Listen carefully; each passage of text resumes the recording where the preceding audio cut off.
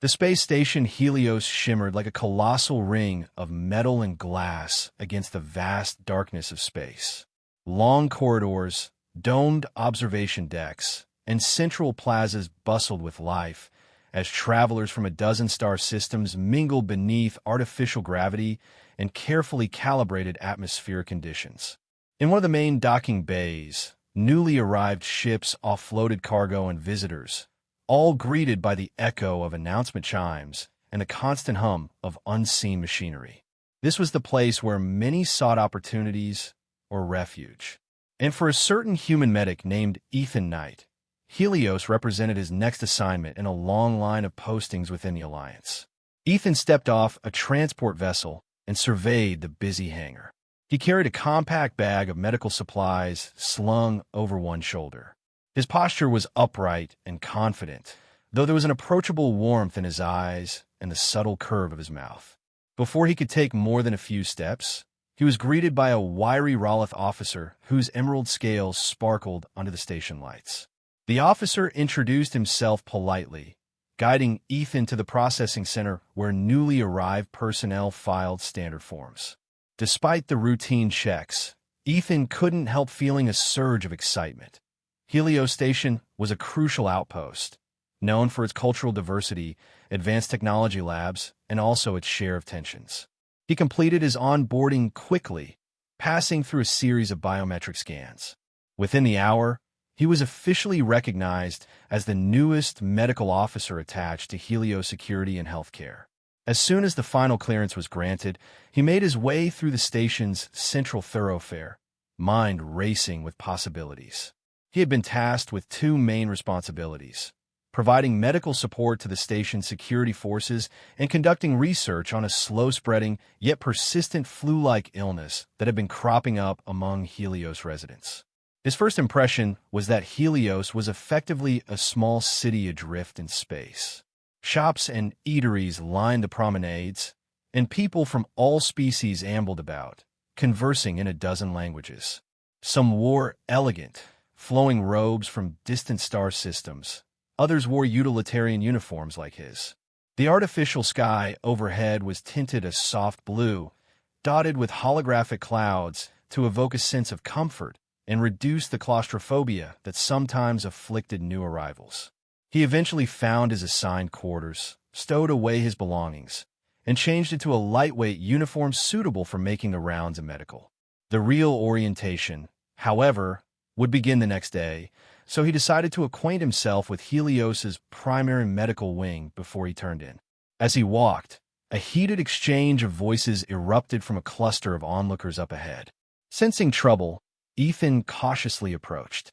The scene involved two towering enforcers, both uniformed guards, and a lone figure with skin of vibrant greenish hue and stark, metallic white hair. She was perhaps a little shorter than the average human, but the way she carried herself radiated authority and, more tangibly, danger. Her lithe form was tense, every muscle ready to spring. Her sharp, midnight blue eyes glared at the two men who were blocking her path. One held a data tablet, the other had a baton at his waist. "You want me to sign your ridiculous form?" she said, her voice resonant with suppressed anger. "I already told you. I have authorization to carry personal weapons on station premises. Check your own database before you harass me." One guard sneered. "We have reason to believe you're engaged in unsanctioned combat training. And given your history, Specialist Zarinya, we are well within our rights to ask for additional proof." Ethan noted the name, Zarinya. So this must be the Arion warrior he'd heard rumors about, an exile from her home planet, or so the whispers went. He'd been told Arions had formidable strength and reflexes. Looking at her taut posture, he guessed the rumors were true. Another guard approached from behind, hoping to flank her. She spun so quickly it was nearly a blur. In an instant, her hand was on the baton at the guard's belt, and with a smooth maneuver, she yanked it free. Before he could react, she was pressing the tip of the baton to his chest. The guard froze, alarm washing over his face. "Don't think I won't break your ribs," Zarinya growled. "I'm not in the mood for being cornered by incompetent fools." The first guard lunged, trying to grab her arm, but she fluidly sidestepped. The moment he overcommitted, she hooked her leg around his and sent him stumbling. In the next second, the man's partner took advantage of her temporarily divided attention and swung his forearm at her back. She twisted, receiving a glancing blow to her shoulder, but it was enough to make her hiss in pain. That was when Ethan broke from the sidelines. Instinct from years of medical training and on-the-job experience propelled him forward. He stepped between the guard and the woman, raising his hands in what he hoped was a non-threatening gesture. "Enough," he said firmly. "You're going to cause a serious injury." Zorinya's gaze locked onto him, suspicion and anger flaring. "Get out of my way, human. This doesn't concern you." The second guard, now regaining his balance, barked, "She's resisting official procedures. We have the right to detain her if we suspect." "Suspect what?" Zorinya snapped. "You're a pair of worthless patrolmen who can't even read the station logs. I have clearance for my personal weapons." She exhaled sharply, eyes darting to Ethan as though she were measuring him. "I don't need you to defend me." Ethan could see the bright green patch on her shoulder, leaking a trickle of Arion blood. She had been clipped, maybe by the baton or the guard's assault. It didn't look life-threatening, but it was a wound nonetheless. "You're hurt," he said. "Let me have a look." Zorinya's reaction was immediate, an incredulous scoff. She stepped back, dropping the baton on the floor. The guards moved in quickly, apparently deciding that they could salvage some measure of authority by seizing the baton. One of them barked out something about official paperwork, while the other threatened additional charges, but Zorinya's attention was pinned on Ethan. His eyes were calm, unwavering. "Just let me treat that wound before it gets worse." She glowered at him. "I don't accept pity from humans." "That's fine," he said softly, "because I'm offering medical care, not pity." She watched him with a guarded expression.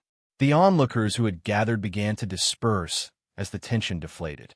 The guards contented themselves with scribbling notes onto their tablets, muttering about how they'd follow up on this. Zorinya's proud shoulders finally relaxed a fraction, though her face still wore a fierce scowl. "Fine," she allowed, looking at the shallow cut. "But don't expect me to thank you." Ethan produced a compact med kit from his bag, then carefully extended a small sterilizing wand.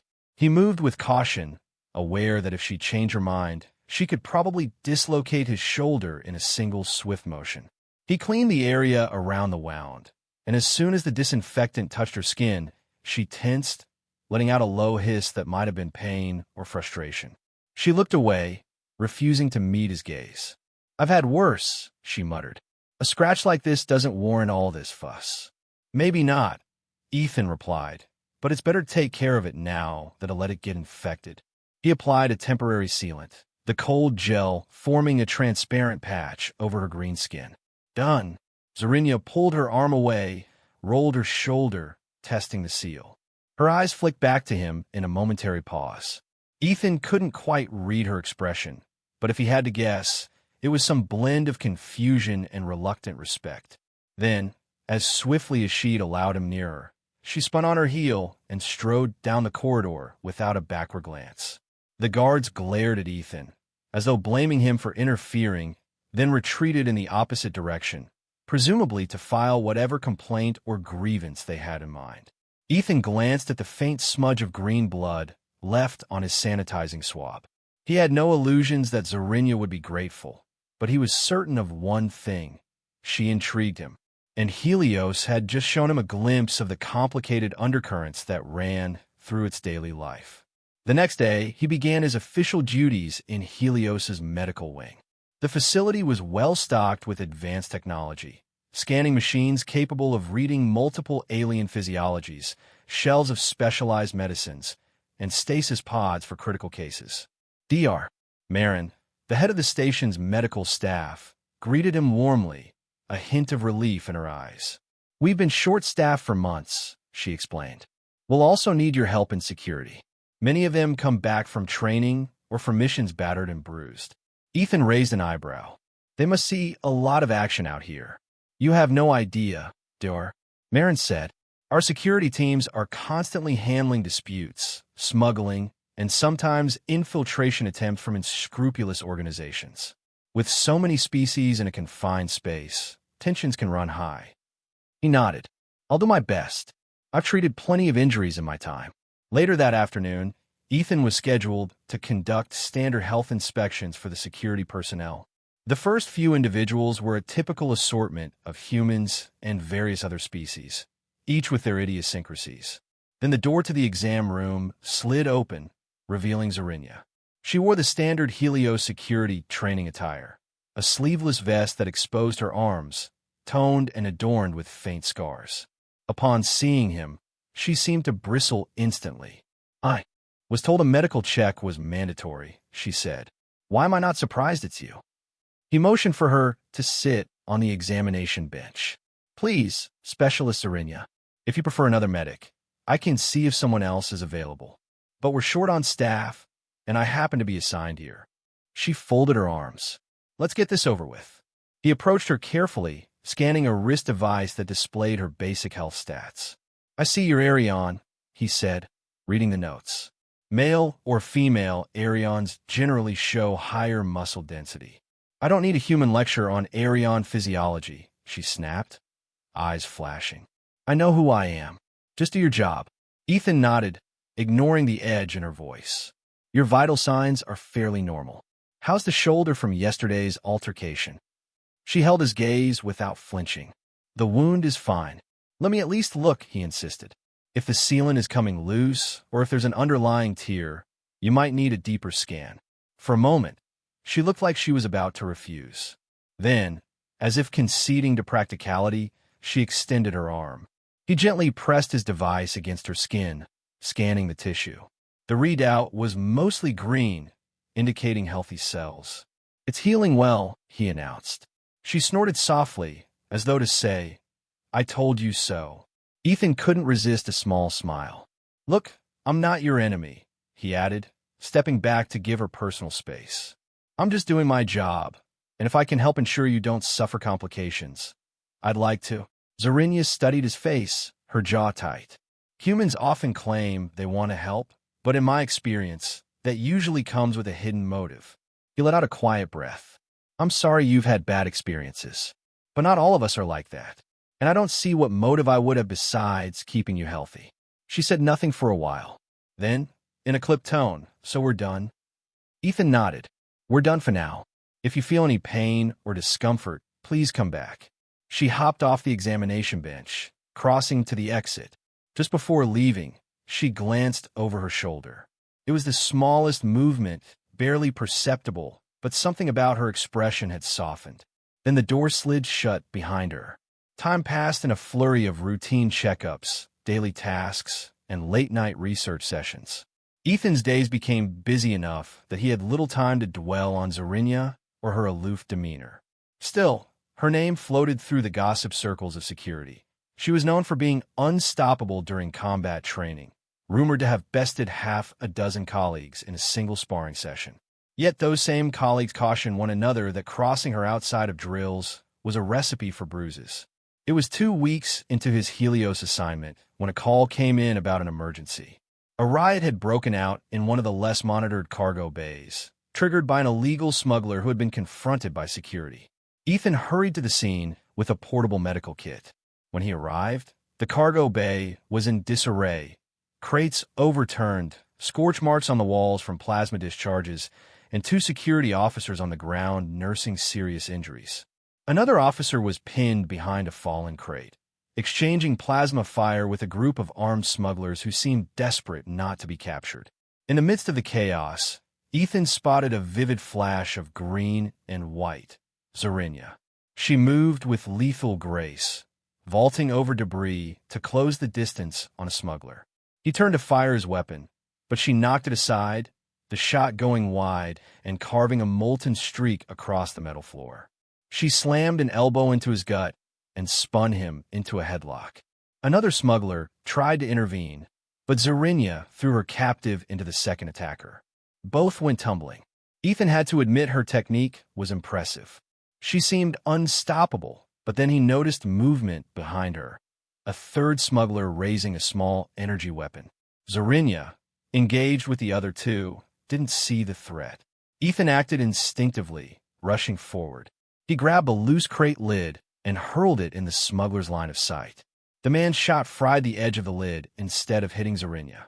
She spun around, eyes narrowed, then sprang forward and delivered a swift kick, disarming him.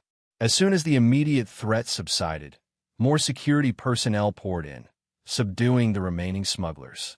Smoke lingered in the air, and Ethan's heart was pounding from the adrenaline.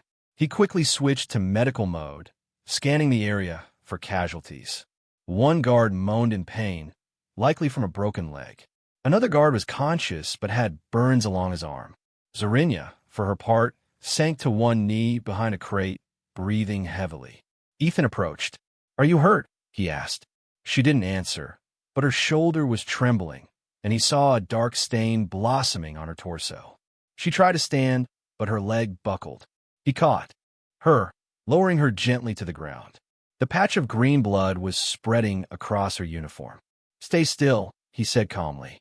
He unzipped the top portion of her training vest, ignoring her feeble attempts to shove him away. A searing burn cut across her left side, dangerously close to vital organs. The wound looked fresh, maybe inflicted by a glancing plasma shot. The edges were charred, and her face was contorted in pain. "I can handle this," she muttered weakly, but her body was betraying her bravado. She was losing blood quickly by Arion standards. Ethan realized she needed immediate medical attention beyond a standard field kit. He pressed a coagulant-infused gel patch to the site to slow the bleeding, but her breathing was growing ragged. He swallowed hard, glancing around at the pandemonium. "Zarinya, I need to get you to the med bay now." She tried to protest, but then her eyes rolled back, and she went limp. Ignoring protocol, Ethan scooped her up in his arms. She was surprisingly light for someone so strong, though every muscle in her body was taut. He shouted for help, but the other medics were tending to numerous injured officers. There was no time to wait. Ethan carried her through winding corridors, pushing past crowds of onlookers, ignoring the throbbing ache in his arms. His mind raced with every step, worrying about the complexity of Arion physiology. He knew from previous reading that certain plasma burns could trigger massive internal damage if the person's immune response reacted poorly. He had to trust his training and do whatever it took to keep her alive. The moment he arrived at the medical wing, Dr. Marin and a small team rushed forward. "What happened?" she demanded as they laid Zarinya on a surgical bed. Ethan explained quickly, describing the burn's location and the coagulant patch he had used. Dr. Marin nodded sharply, issuing orders to the staff. Time blurred as Ethan assisted with the procedure, carefully monitoring Zarinya's vital signs. She was in critical condition, fighting for her life. They had to remove sections of burnt tissue, seal internal bleeding, and restore circulation to damaged organs. An hour passed, then two, in a flurry of sterile lights and hushed voices. Through it all, Ethan's focus never wavered from the unconscious Arion woman on the table. Eventually, the procedure ended, and Zarinya was stable, barely. She was transferred to a recovery unit, her breathing shallow but steady. Ethan stayed by her bedside, too exhausted to leave, and the rest of the medical team dispersed to handle other duties. He found himself alone with her, listening to the soft beeping of monitors. She looked almost peaceful in that artificial slumber, though the stress lines on her face suggested pain even in unconsciousness.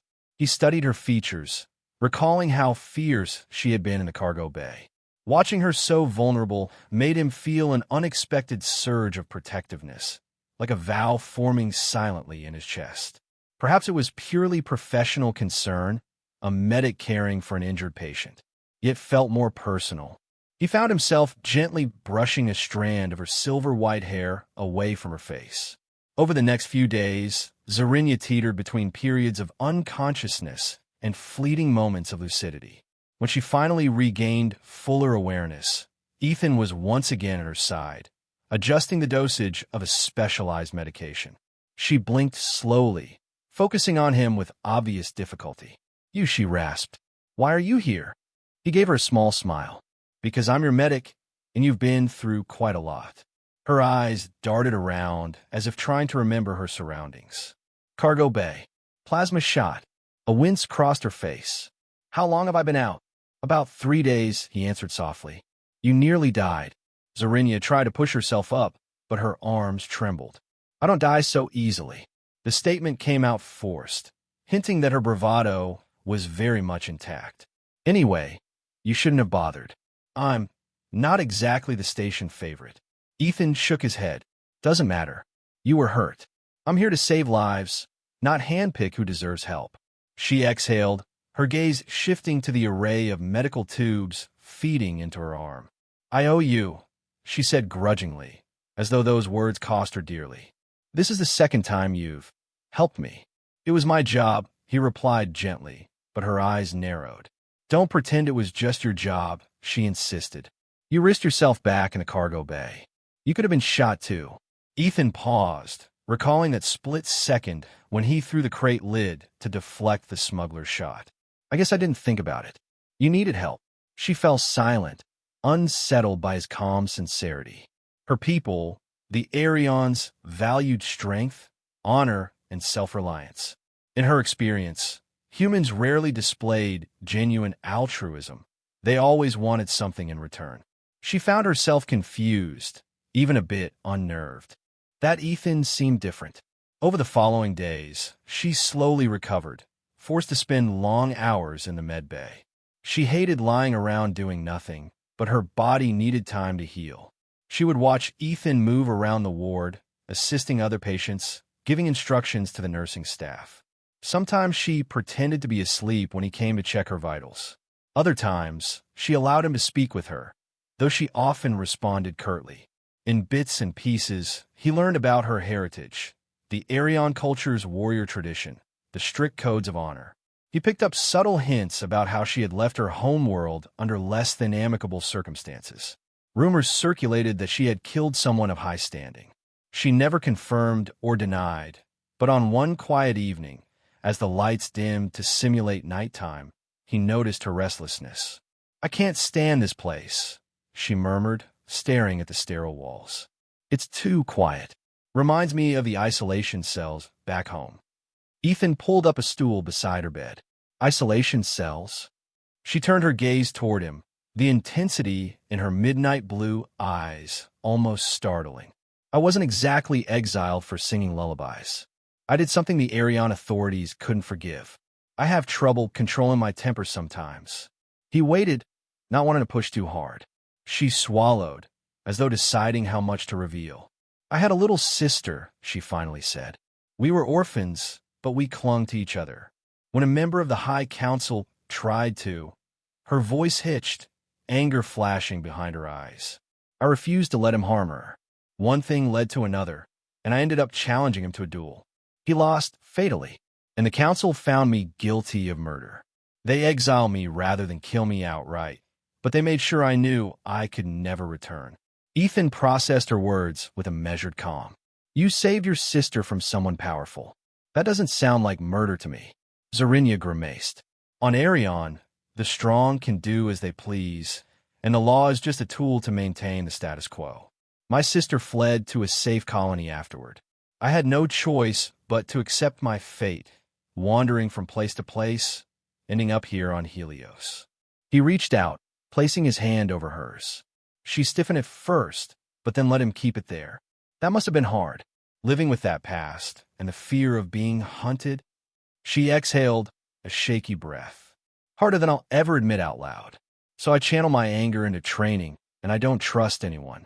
Keeps me alive. They sat in companionable silence. Slowly, she relaxed under his gaze, the tension in her shoulders easing. Why are you so kind? She asked, her voice tinged with genuine curiosity. I told you I never asked for help. He managed a soft laugh. It's who I am. I joined the Alliance to help people, especially those who feel abandoned by their own.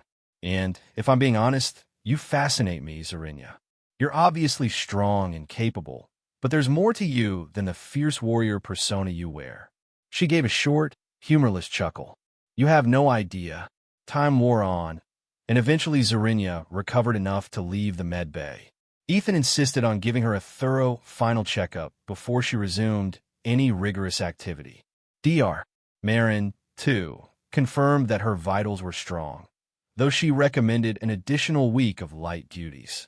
Zarinya frowned at the mention of light duties, her pride bristling. But in the face of their combined medical authority, she reluctantly agreed. On the day she was discharged, Ethan walked her to the door.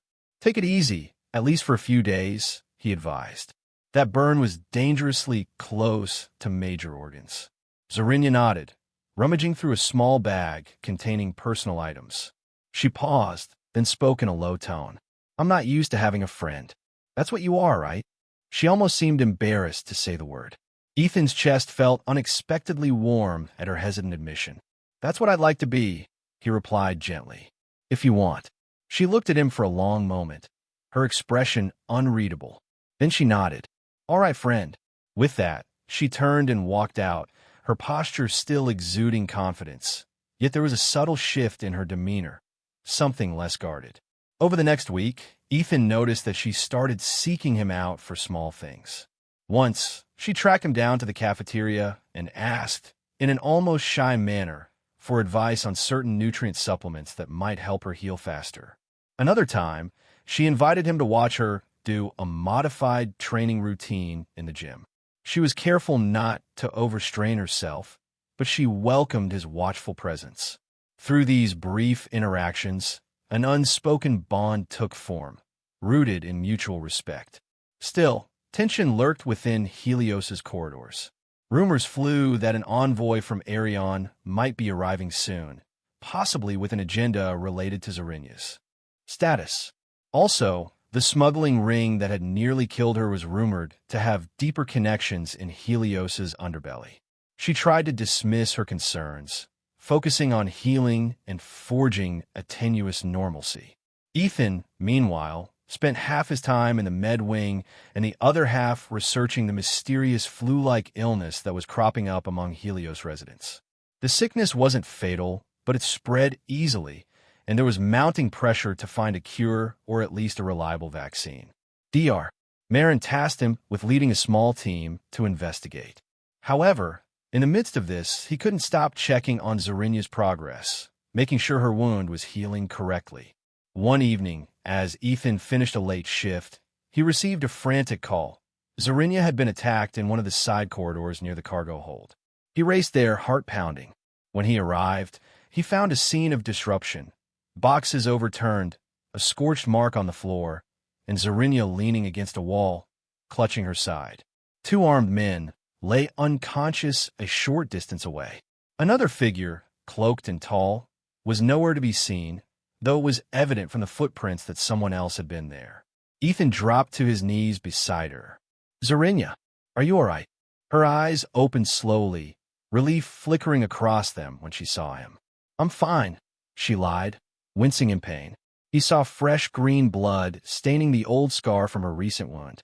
"That bastard aimed right where I was vulnerable." He examined the wound quickly, finding it less severe than before, but still dangerous. "We need to get you to the med bay," she hissed through clenched teeth. "I can walk." With his help, she managed to stand, leaning heavily on him. "They came out of nowhere," she muttered. "I recognized one symbol on their armor. Arion Black Ops, or maybe mercenaries hired by the Council. I can't be sure." Alarmed, Ethan pressed gently against her side to stanch the bleeding. "They're trying to abduct you, aren't they?" She only nodded, confirming his suspicion. The conflict she had described from her homeworld had apparently reached Helios. He was more determined than ever to protect her. They moved slowly through the corridors, and this time, they didn't head to the public med wing. It was closer to reach a small medical station designated for emergencies in the West Quadrant. Once inside, Ethan set her down on an examination table. She groaned in frustration, pain coursing through her. He powered up the station's minimal scanning equipment.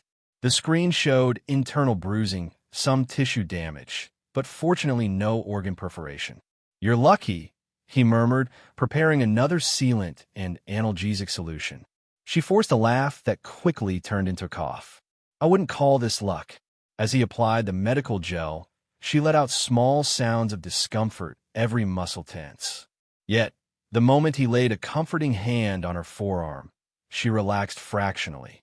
It was as if his presence alone was enough to anchor her, dispelling some of her fear. The realization hit Ethan with a surprising force. She was learning to trust him, and he, in turn, realized how much he cared for her well-being. Once stabilized, Zarinya propped herself up on an elbow. "They're not going to stop," she murmured, her voice carrying a resigned edge. "They want to drag me back to Arion, make me face a sham trial, or kill me before I can ever testify about what happened." Ethan met her gaze, heart aching at the underlying despair he saw there. "I won't let that happen." A spark of defiance lit her eyes. "I'm not helpless, Ethan." "I know," he said softly, "but you don't have to face this alone." She studied him, silent, evaluating his sincerity. Then, with a weariness that betrayed her bravado, she whispered, "All right, help me, please." Those words, seemingly simple, carried a monumental weight. It was the first time she'd asked for help openly and willingly. Ethan nodded, determination crystallizing in his chest. He'd find a way to protect her, even if it meant going against official protocols or tangling with Arion envoys. The following day, Zarinya was mandated for more bed rest, this time in a private chamber that DR. Marin cleared for her. Ethan and a couple of trustable security personnel kept watch. Rumors spread that the Arion envoy was demanding the station turn over any traitors or fugitives from their planet. Station leadership was caught in a diplomatic bind. They wanted to maintain good relations with Arion, but also uphold Helios's policy of providing sanctuary for exiles who had not been proven guilty under Alliance law. As tensions mounted, Ethan found himself caught in the crossfire of bureaucracy. Higher-ups threatened to restrict him from further involvement, cautioning that he was interfering in a delicate political matter. But he refused to back down. Zarinya's life was at stake. He combed through station records, identifying suspicious personnel who might be collaborating with Arion forces. He discovered that the smugglers from the cargo bay incident might have ties to a powerful Arion noble. Bit by bit, he pieced together a conspiracy. These mercenaries were specifically tasked with capturing Zarinya. Meanwhile, Zarinya, forced to remain under guard, was restless. A caged predator, she paced her private chamber, wincing every time her side pulled at her stitches. Despite her frustration, she couldn't deny how reassuring it felt to know that Ethan was fighting for her. There was a gentleness in him that contrasted sharply with her own harsh experiences, and though it frightened her to grow attached to someone, she began to see him as a source of security, a feeling she never thought she'd associate with a human. It wasn't long before matters came to a head. Late one evening, alarms blared across Helios. A team of unidentified, heavily armed individuals infiltrated the station, heading straight for the medical section where Zarinya was kept. Security rushed to intercept them, but the intruders' tactics were cunning, disabling corridor gates and shutting down certain cameras. Ethan heard the sirens and sprinted to Zarinya's room, fear clawing at his stomach. He arrived just as the lights flickered, the power systems struggling under some external override. Zarinya stood in the doorway, armed with a stun baton. Though she was still recovering, her eyes burned with a mix of anger and adrenaline. "They're here," she said flatly. Ethan nodded, quickly securing the lock on the door, though both knew it wouldn't hold off trained mercenaries for long. Within seconds, a figure in dark gear blew through the lock with a small explosive device. The door slid open in a shower of sparks, revealing two intruders. One raised a weapon, but Zarinya lunged, batting the gun aside with her baton. The plasma round scorched the ceiling instead of hitting Ethan. The second intruder swung a blade that glowed with energy. Zarinya parried, teeth clenched, ignoring the pain in her side. Ethan ducked, grappling the second assailant's arm, trying to disarm him. He'd had basic combat training, but his true expertise was medicine, so he was at a disadvantage. Still, desperation fueled him. Zarinya managed to floor the first attacker, delivering a punishing kick. But the second man seized the opportunity to push Ethan to the floor and pivot toward her, stabbing the electrified blade into her upper shoulder. She let out a strangled cry, dropping to one knee. Ethan forced himself up, hurling a small piece of shattered metal at the attacker's face. It distracted the man just long enough for Ethan to slam an elbow into his throat. They wrestled for control of the weapon, the intruder stronger than Ethan anticipated. But from the corner of his eye, Ethan saw Zarinya mustering her strength. She swept out her leg, hooking the man's ankle. He toppled, and Ethan wrenched the blade from his grip, tossing it aside. Another wave of intruders threatened to pour in, but station security reinforcements finally arrived, plasma rifles at the ready. A firefight ensued in the corridor. Zarinya, breathing heavily and bleeding, steadied herself against a wall. Ethan hurried to her side. "We have to get you out of here," he shouted over the din. She shook her head. "No, I'll fight." "Not like this," he insisted. "You're hurt, and more are coming. The security team can handle them. We need a safer spot." She tried to protest, but he touched her face, his eyes fierce with concern. "Please, Zarinya." Her resolve wavered under his gaze, and she nodded. The station's protective detail guided them through a secondary corridor that bypassed the worst of the fighting. Alarms continued to blare. Several blasts echoed in the distance, the intruders clearly well-equipped. Helios defenders eventually coordinated a counterattack, funneling the attackers into a sealed corridor. By the time Ethan and Zarinya reached the command center, sweat and blood streaked her face, and he was shaking with adrenaline. A crackle on the intercom announced that the infiltration had been contained. The last of the mercenaries were surrendering. Relief coursed through Ethan, though he knew this might not be the final threat. He helped Zarinya onto a bench in the command center, ignoring stares from station officials. He pressed a field dressing onto her newest wound. She grunted in pain, pressing her lips together. A few high-ranking officers stormed in. Admiral Karth, a stern-faced human woman, demanded an explanation. Who are these mercenaries, and why did they specifically target Specialist Zarinya? Zarinya glared at the floor, mustering her courage. "They're from Arion, or at least funded by them. The council wants me gone, either dead or returned for trial, because I killed one of their elites in self-defense." Ethan supported her statement, detailing everything he had discovered about the infiltration. Admiral Karth absorbed the information, eyes narrowed. "This complicates our diplomatic relations, but I won't hand someone over to be executed under suspicious charges. The Alliance stands for fair justice. You're safe here, Specialist. Safe." The word hung in the air. For the first time in a long while, Zarinya felt a kernel of hope. She realized she was trembling, and not just from the pain. She looked at Ethan, and when their eyes met, she managed a wobbly smile. He wrapped an arm around her shoulders, guiding her out of the command center, back toward medical support. She leaned against him, ignoring any watchers. In that moment, she didn't care about appearances or about seeming vulnerable. Days later, a formal hearing took place on Helios, with both station leadership and representatives from Arion. Ethan was present as a witness to multiple attacks made against Zarinya. Faced with undeniable evidence, recordings of mercenaries admitting they were sent to capture her, the Arion representative had no choice but to back down, especially with Helios and the Alliance threatening serious diplomatic repercussions. Behind the scenes, rumors spread that Arion's power structure was in flux. The incident with Zarinya's sister had sparked wider outcry, prompting others to come forward about the Council's misdeeds.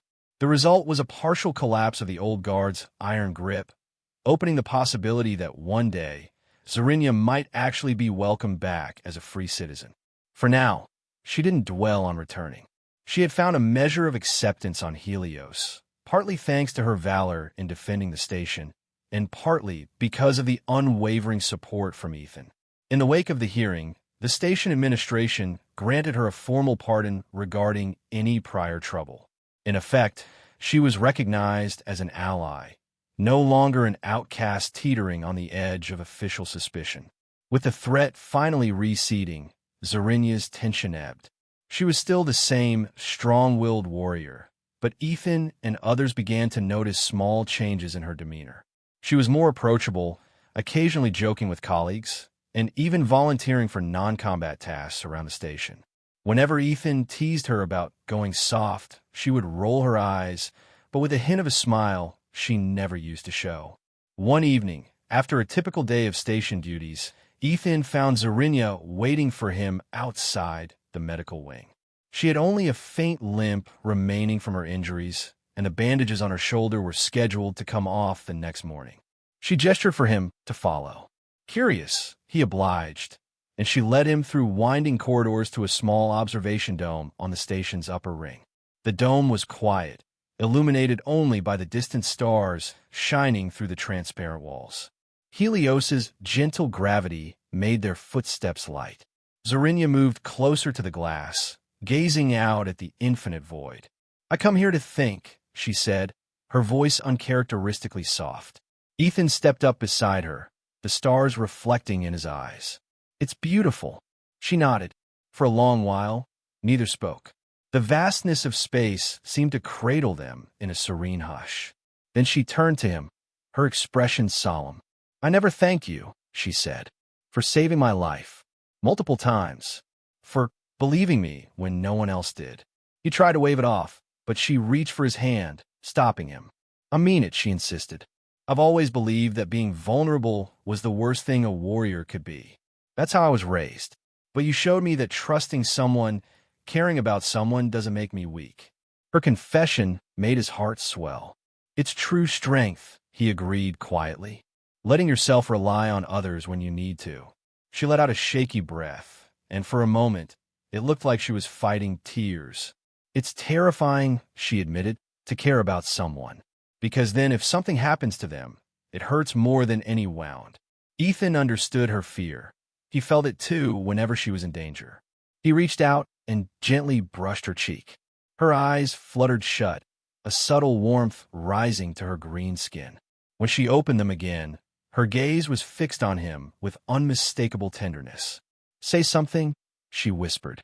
He inhaled, the air catching in his throat. "I was drawn to you from the moment I saw you," he confessed. "Even though you were pushing everyone away, I could see it was more than just anger. You had reason for it, a past that hurt you. But somehow, I felt this need to protect you. I don't know if that's arrogant or naive, but there it is." She leaned toward him, her breathing unsteady. "You're not naive. You're kind, Ethan. I never thought I'd say this, but your kindness saved me, more than your medical skills did." Before he could reply, she closed the distance between them. Their lips met, tentative at first, then deeper, as though all the tension and uncertainty of the past weeks melted into that moment of closeness. The distant stars spun like silent witnesses as they stood in that observation dome, hearts pounding in unison. Eventually, they broke apart, both slightly breathless. Zarinya let out a soft, almost embarrassed laugh. "That was different," she managed. "I've had my share of battles, but this feels like a new kind of battle." Ethan teased gently. She gave his arm a playful swat, then rested her head against his shoulder. "Just promise me one thing," she said quietly. "Don't lie to me. Don't betray me. I can handle just about anything else." He exhaled, wrapping an arm around her waist. "I promise." She closed her eyes, contentment softening her features. In that brief moment, the fierce Aryan warrior was, indeed, more like a gentle kitten, secure in his arms, purring quietly in the hush of the cosmos. Life on Helios continued. Zarinya recovered fully, returning to her combat training with renewed vigor. Ethan dove deeper into his medical research, making significant progress on the station's persistent flu outbreak. Together, they formed an unlikely but respected duo, the formidable exiled warrior and the compassionate human medic. Whenever arguments or scuffles broke out in the corridors, people whispered about how the two of them had faced down an entire squad of Aryan mercenaries. In the aftermath, the station recognized Zarinya's heroism as well. She was officially offered a permanent role in Helios security, an acknowledgement of her skill and loyalty. She accepted, albeit with her typical blunt manner, but her eyes sparkled with quiet pride when Ethan congratulated her. On the day she reported for her first shift, as a fully authorized security specialist, Ethan was waiting outside the briefing room. She wore a freshly minted uniform bearing Helios's emblem. There was a small band on her left arm, signifying her rank and department. When she saw him, she gave a little nod, a faint smile pulling at her lips. "Ready for duty, medic?" He chuckled. "Always ready to patch you up if you insist on going into the line of fire." She smirked. "You know me too well." Then her hands slipped into his, their fingers interlocking. They walked side by side into the heart of Helios, unafraid of the curious stares from passers-by. For once, Zarinya didn't bristle at the attention. She stood tall, hand in hand with Ethan, letting the station see that she was no longer alone. In the weeks that followed, they forged a new normal. Zarinya's stance toward humans, and indeed, anyone, softened, though she kept her razor-sharp wit. She occasionally teased Ethan about his overprotective tendencies, calling him my personal doctor. He teased her back, calling her my fierce kitten. At first, she rolled her eyes, but over time, the moniker drew less mock outrage and more affectionate eye rolls. Deep down, she admitted it was strangely endearing. They found quiet moments together in the observation dome, away from the station's hustle. Sometimes they discussed the future. Would she ever return to Arion if its political climate changed? Would he ever leave the Alliance to open a private clinic on a peaceful world? Neither had definitive answers, but they were content to figure things out side by side. Zarinya even visited the small hospital classrooms where Ethan taught basic first aid to new recruits. She'd stand in the back, arms folded, occasionally interjecting with a sardonic comment about how, in the field, you won't have the luxury of a nice, sterile environment. The recruits gawked at her, half intimidated, half awed.